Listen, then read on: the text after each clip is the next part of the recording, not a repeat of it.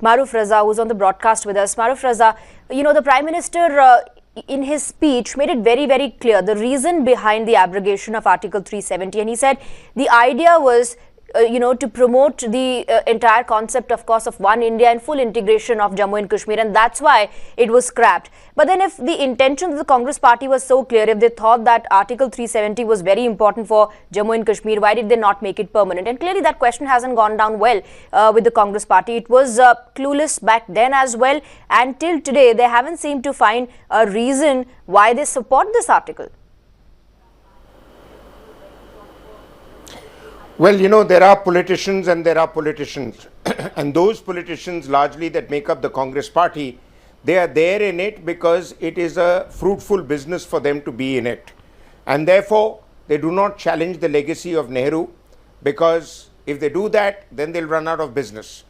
But the fact of the matter is that Article 370, when you go out and talk to the people on the streets in J&K, you then examine who were the beneficiaries of Article 370, and there is enough evidence available with Government of India, and I would urge the Government of India to start unfolding and exposing that evidence of the crores and crores of money that was siphoned on to politicians in J&K. And I'm not just talking of the Hurriyat, I'm talking of the clique of the Abdullahs and the Muftis who've become hugely successful out of this industry.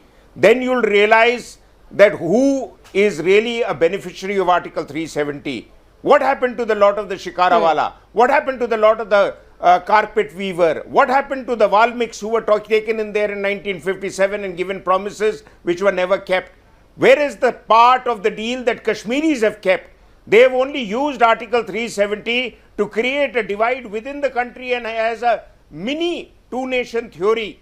And this Mehbooba Mufti's government, which unfortunately the last BJP government was very happy to ally with, this government and earlier governments, the UPS engaged governments of the National Conference, they have allowed militancy to mushroom because they did not allow optimum number of troops to be deployed there in the valley to contain the militancy. They virtually got, the paramilitary forces and the armed forces to be removed from southern Kashmir, which became a hub of hardline Salafi Wahhabism, which the terrorists have used to create indoctrination. If Article 370 was to bind them to India, then why is today Kashmir, the valley, the hotbed and a ghetto of Wahhabis?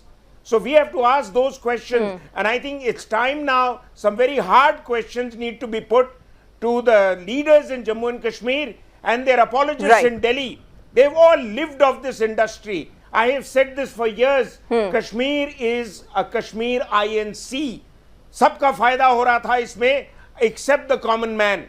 So I don't buy this argument of people to say that, what about the parliamentary procedure? What parliamentary procedure was adopted when Article 370 was imposed? It was basically Nehru had said on record to say the politics of Kashmir is the politics of personalities. And his was the engagement with Sheikh Abdullah. It was his promise to Sheikh Abdullah, which further was ascertained and fortified under the Delhi Agreement of 1952, when all the aspects were further reaffirmed by Sheikh Abdullah. So those who inherited that legacy must go back and do a little homework. Let me give you one last point, Swati. This is legally tenable. It is an astute mind that has designed this process.